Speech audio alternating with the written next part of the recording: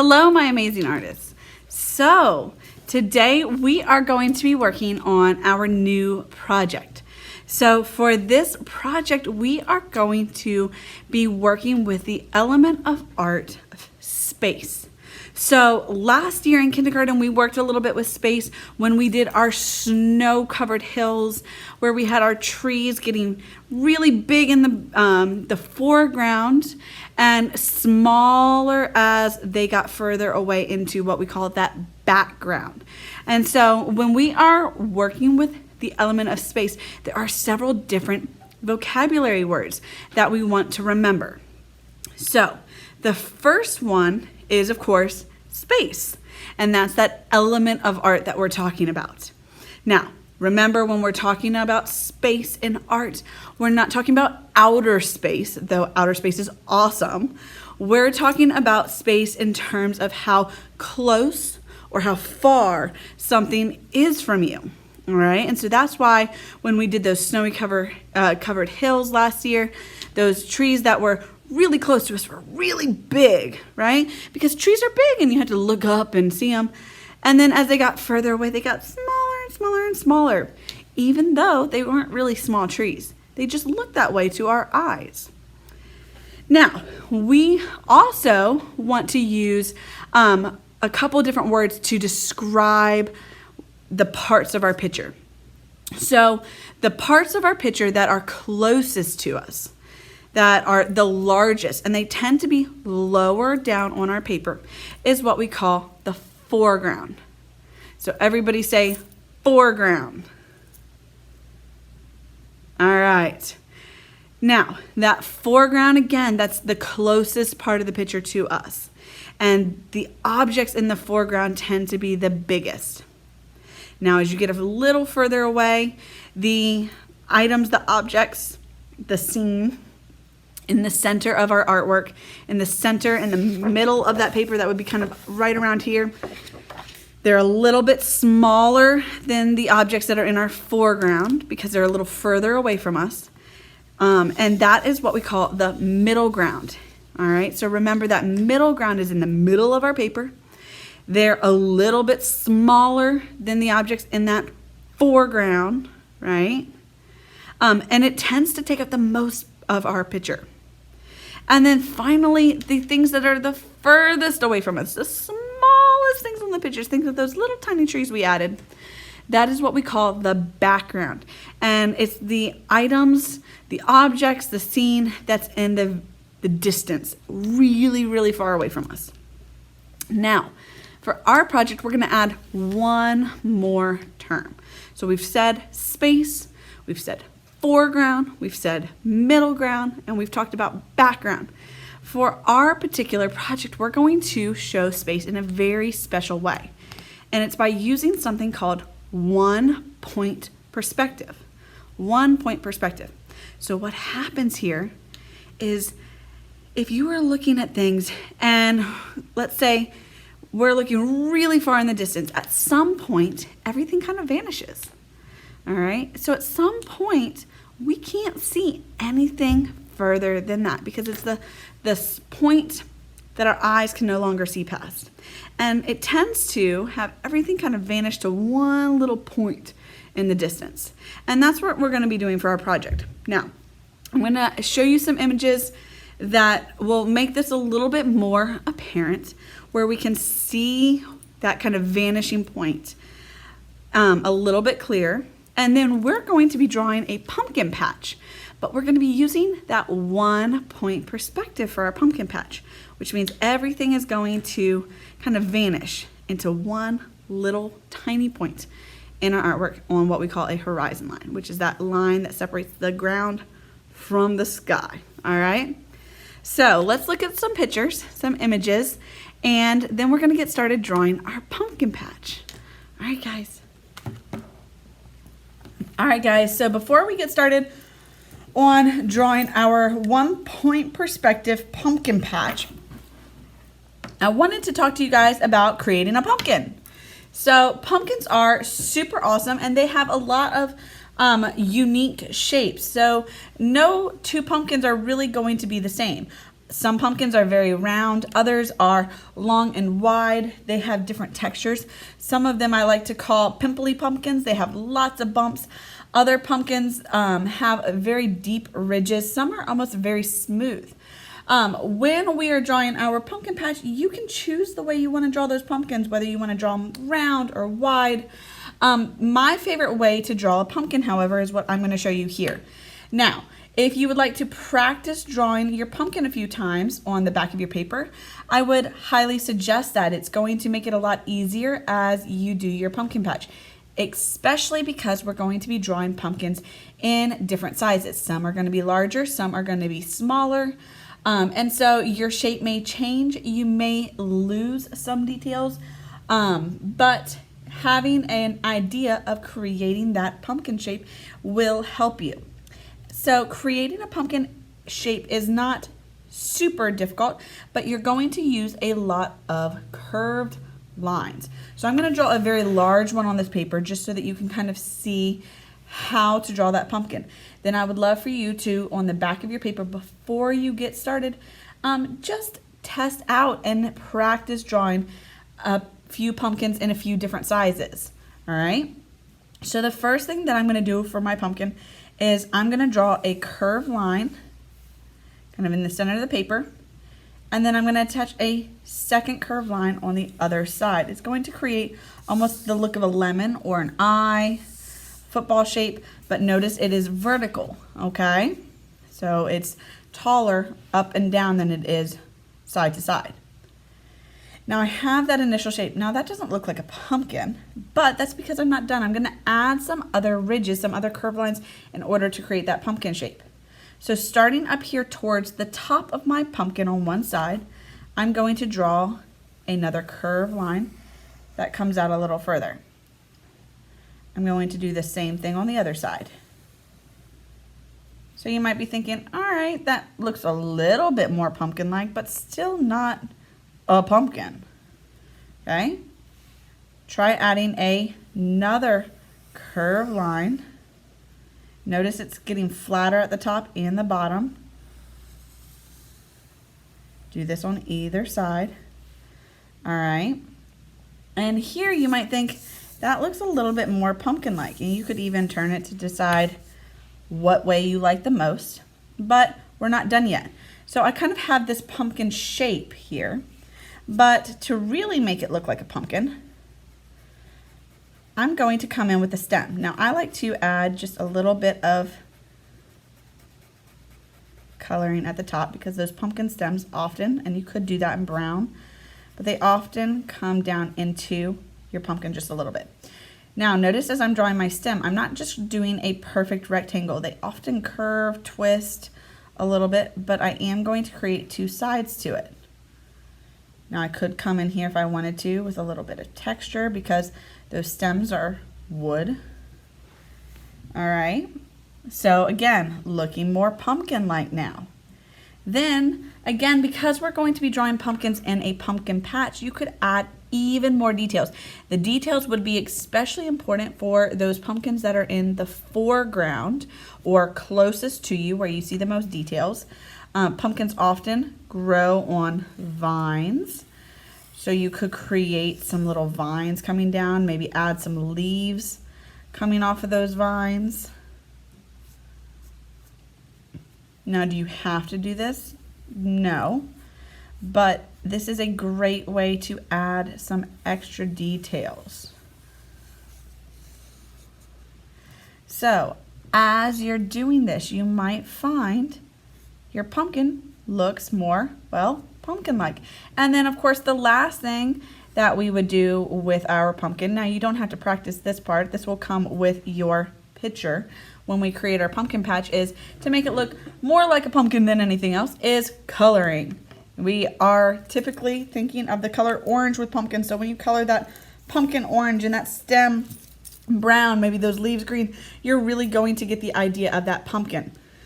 So practice this a few times and then we'll get started drawing our pumpkin patch. All right guys, so we're gonna get started. You should have your piece of paper and a pencil. I'm going to be drawing my artwork with a Sharpie just so that you guys can see it a little bit clearer, because sometimes drawing with a pencil in a video makes it a little bit more difficult to see. Now, before we do anything, please remember to write your name and your teacher code. This is the first thing that we do for every single project. So write your name on your artwork, and then remember that teacher code is the first initial of your teacher's name and your grade level, which would be 1.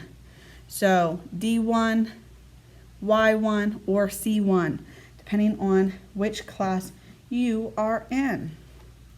Now, once you've done that, flip your paper over to the other side, because we are going to draw our artwork on the clean side of our paper. And we're going to go ahead and get started. Now, pick up your pencil. The first thing that we want to do is add a horizon line. Now, our horizon line is the line on our paper that is going to separate the ground from the sky. So this separates our pumpkin patch from the sky.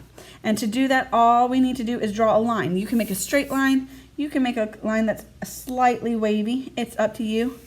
Mine's not going to be perfectly straight, but I don't want to make it look like the waves of the ocean. So I have just a little hill right here. So we have our horizon line on my artwork. This is going to be the top part, the sky. Down here is where I'm drawing my pumpkin patch. Now, for what we are doing, which is, remember we talked about, we've called it that 1 point perspective. We need to choose what we call a vanishing point. That is that 1 point that sits on our horizon line, all right, where all of our lines are going to kind of disappear to. So your vanishing point can really be anywhere on your horizon line, but I would suggest putting it somewhere towards the middle. In my opinion, it makes it a little easier. So I want you to just make a little dot, a little point like you see here for mine. All right, now once you've made that dot, we're going to make lines in our pumpkin patch. So pumpkins often grow in rows, and so we're going to make those rows. To do that, we're going to start here in the middle, and I'm going to draw a slightly diagonal line. It doesn't have to be perfectly straight. It can have a little curve to it, completely up to you. And that's going to kind of split that paper in half because I did my vanishing point in the middle. Now, I'm going to draw more rows, but instead of them coming straight down from that horizon line, I'm going to always start my lines back here at that dot. So I'm going to draw another line. Notice I'm not doing it super close. I don't want these lines teeny tiny because then it's going to make it much harder for my pumpkins to fit in. So I made another diagonal line. Notice it's touching that dot again. And I'm going to choose to do just one more line over here. Notice the further over it goes, the more diagonal it gets, the more it angles. Now I could choose to do one more over here. I'm going to leave mine exactly how it is though. I like the 3 section over here. But I have more space on this side. So I'm going to continue to add those diagonal lines. So I have one right here, creates that little triangle here in the middle. Again, notice that my lines are fairly far apart. They're not super close together because I want to be able to fit plenty of pumpkins. I'm going to add another one over here. And I'm going to keep doing that until I filled up this half of the paper to the point that I want. So notice I added an extra one over here that I did not over here because I had more space. So now I have all of these lines that are going back into the distance that look like they're getting smaller and smaller and smaller. And that's exactly what's going to happen. This area up here is going to be what is considered my foreground. Then we have our middle ground. And then back here, right at that horizon line, that's our background. Now, we're going to be adding pumpkins, but we're going to do that in a little bit. First, I want to see if there's any other details that I can add. Now, I know I'm making a pumpkin patch, so I'm going to choose to add a little barn because, well, a pumpkin patch typically sits on a farm, and a farm tends to have a barn. So back here on my horizon line, I'm going to add a little barn. You do not have to add a barn if you do not want to, but you of course are more than welcome to. And I'm going to add mine right around where my horizon line is and right around where that vanishing point is, because I think it's a great way to do what we call emphasize that barn, make it stand out by having it where all those lines are kind of leading to. So I'm going to come over here and I'm going to draw my barn. So I have my 2 straight lines over here. I want to add a door, and the door of my barn is going to have a big old X on it because that's kind of what a lot of barns have.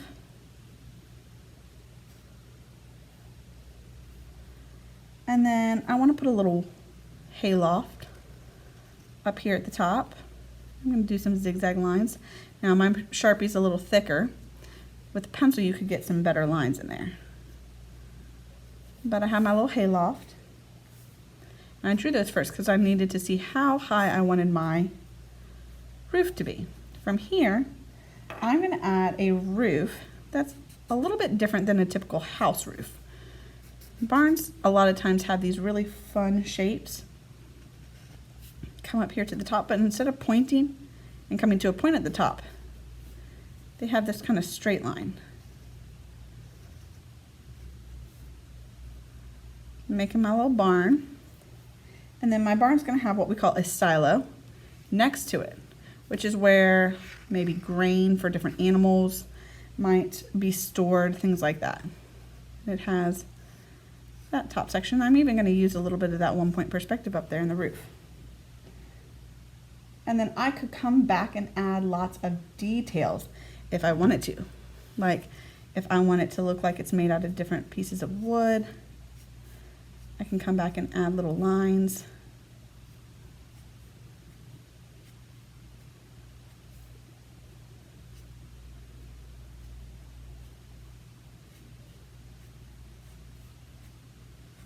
And that's giving it that texture. We've learned about texture before, the way something feels or looks like it feels. So that now I have this little barn over here. Maybe I want to add some clouds up in the sky.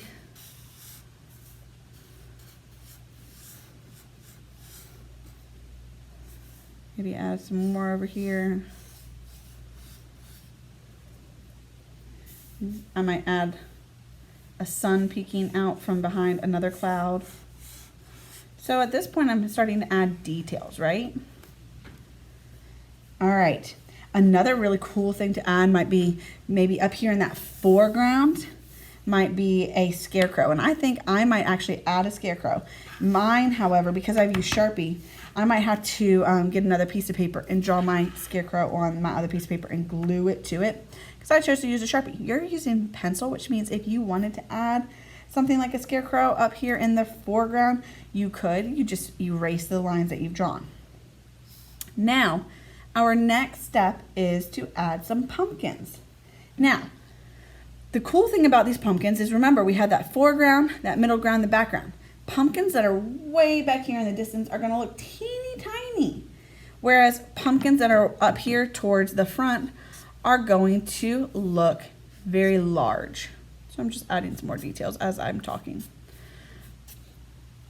So I'm going to start with a pumpkin or two up here in the foreground. And to me, the best way to add a pumpkin is to start with 2 curved lines, one here and one here. Kind of looks like a lemon on its side, right? From there, I'm going to add a curved line on either side, and then another curved line on either side. And then I'm going to add a stem by adding kind of like a curvy rectangle. And I have a little pumpkin. Now I could add more pumpkins around here. I could add the vines, because pumpkins grow on vines. I could add leaves to that vines. Completely up to you how you want to add that. Maybe make that vine look like it's growing into the ground. And you could add lots of vines, because pumpkins have lots of vines around them.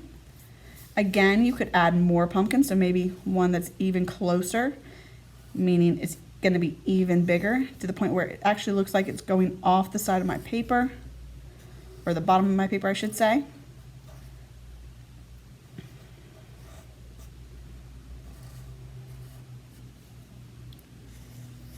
I like the idea of adding lots of vines to mine. So I'm gonna add some.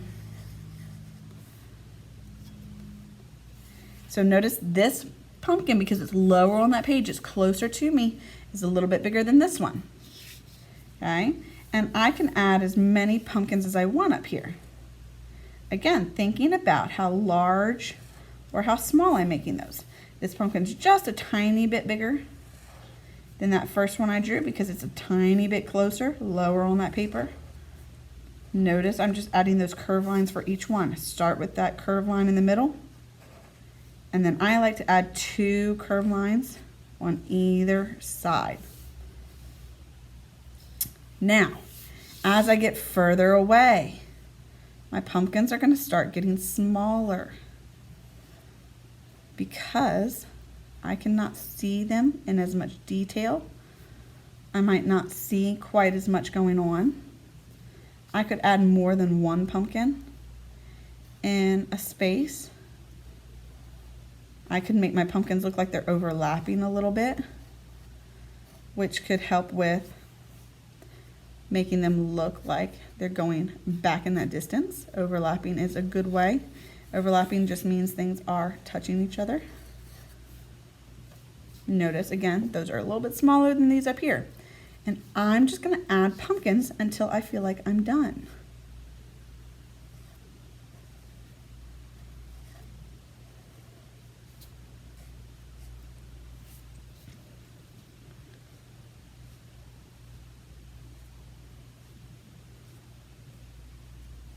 Now as you get further away, they might lose some detail, so maybe I'm coming back here, and really what I'm seeing is just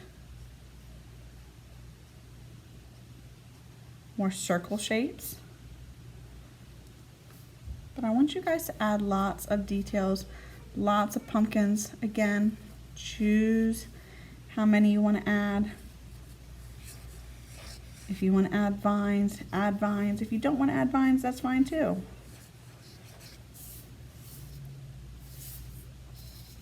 Now, I'm leaving this space open a little bit because I'm going to come back.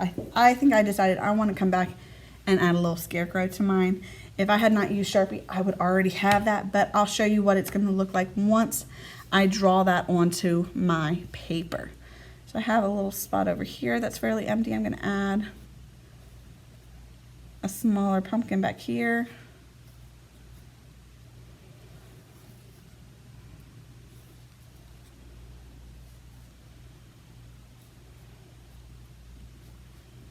All right, friends. So I want you to get that drawing done, and then we're going to work on coloring. All right, my amazing artists. So here I have my finished drawing of my pumpkin patch. If you notice, I did add that little scarecrow I was talking about. All I did here, and again, I ended up having to cut mine out of another piece of paper because I had drawn in Sharpie. And so that was just fixing one of those little mistakes that I made because I didn't think about that before I started drawing. If you're drawing in a pencil, then you would just erase some of those lines. But to make my scarecrow, I started with that circle for a head. I think I wanted to make my scarecrow out of a pumpkin head since he's in a pumpkin patch. I added this little hat, some circles with some rectangles inside to make it look like he has buttons for eyes, a little triangle, some lines for his mouth. And then I added kind of his scarf and body. Notice that he is looking like he's going off the page. This means he is in the foreground. He is the closest thing to me, which is why I cannot see his full body. All right. If he were further back in the distance, in the middle ground or the background, he would be much smaller, higher up on my page, and I would see his entire body. So from here, we have our drawing done. Then you trace your artwork. We always trace those artworks that we have. All right. And once you have traced, the next step is to color. So you guys are going to get to choose how you color your artwork. of course, my suggestion is always to make sure that you color everything in. Now, you may use crayons or markers. It is your choice as to what you choose to use. But I do want you to make sure that as you are doing this, you are creating and coloring as neatly as you can. Now, I'm going to choose to use crayons for mine. So, I'm going to grab my crayons and I am going to start that coloring. And I'm going to start with some of my choices that I want to stand out the most. For instance, I know I want my barn to be red, but I also want these little lines to be the darkest part of that barn. So I'm going to come in here with my red crayon and pressing down fairly hard. Notice I'm just kind of coloring near those lines. That's going to give it that look of being darker, having what we call value, which, as we learned about last year, is one of those elements of art. Then I'm going to come in with my crayon and I'm going to color the rest in. Notice I'm not pressing down quite as hard, so those dark lines, while they're not standing out as much, we can still see that value or where they were a little bit darker. And I end up with this red barn.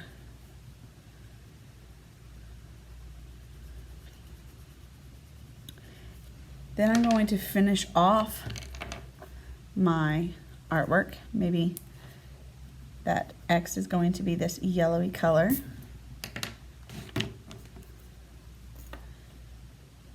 Give myself a brown door. Notice again, I'm not leaving any white spaces where I'm coloring. And then I'm going to come in with my stylo. Is going to have a gray roof. Oops, careful. I just broke my crayon because I was pressing down too hard. If that happens, it happens. It's an accident. Doesn't mean the crayon can't ever be used again. Just means it's a little shorter. So I've colored in the barn. I could come back, maybe add that color, maybe some tannish color for the hay. And then I'm going to fill in the rest of that window with black. So on that barn, I have left no part of it white. I have colored everything in. And I'm going to do that for the entire picture. So again, as neatly as you can, I want you to color in your picture. Do the very best you can. Don't leave any white space. The only areas that I might leave white are my clouds. But other than that, everything is going to be colored in, and it's going to be colored as neatly as I can. All my pumpkins, my scarecrow, my sky, the field is going to be colored. So just do the best that you can. Work hard, and I can't wait to see these when I return. All right, guys, so here is my finished product. So as you can see on mine, I did a lot of stuff with the coloring. First and foremost, I colored the whole page. Everything is colored except for, my 3 little white clouds up here, but that's the only part of my picture that has been left uncolored.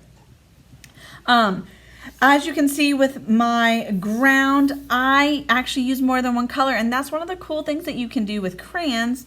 You won't be able to do as much with markers. I kind of started with that yellow, and then I went back lightly with the brown over top of it, and it kind of gave this look of this kind of bright field. And then again, coloring my pumpkins, coloring my scarecrow, my barn, my sky. Notice that as I colored, my lines are all going in kind of that same direction in each section. That makes it so that it doesn't look like I've just scribbled all over, and it helps me to cover up that white paper a little bit more. Another thing that I did, just like I did those red lines in the barn, is if you can look by using a crayon, I was able to press down a little bit harder and color a little darker on the edges of a lot of my shapes. And what that did is it gave this almost look of a shadow. I think my kind of scarecrow pumpkin face here is a great example of that, where it makes it look really neat. And really all I did was just press down a little bit harder around the edge and then color a little bit lighter inside the shape. So what we have here as we're finished, we have this beautiful finished artwork. We have our pumpkin patch, our field here, and we are showing that element of space by using 1 point perspective. All of those lines are headed back into the distance and disappear back here on my horizon lines. My items, like my scarecrow, pumpkins up here, that are closer to me are lower on my page and they're larger, more detailed, whereas my pumpkins that get back here in the distance, they are much further away, therefore they are smaller, they're higher up on the paper, and we lose details. This one's just a tiny little circle. We can barely see it, whereas we actually see all of that texture that's in these pumpkins up front. All right, everything is colored neatly. So I want you guys to work really super duper hard on your project, just really making this project your own, making it the best that you can, and making it look as neat as you can. And I cannot wait to see these when I get back, all right? So work hard, be creative, and again, don't worry if you make a mistake. It's okay. See what you can do with that mistake, turn it into something else, use it in a new way, draw something else with it, but the main thing is just keep going. All right, guys, get to work.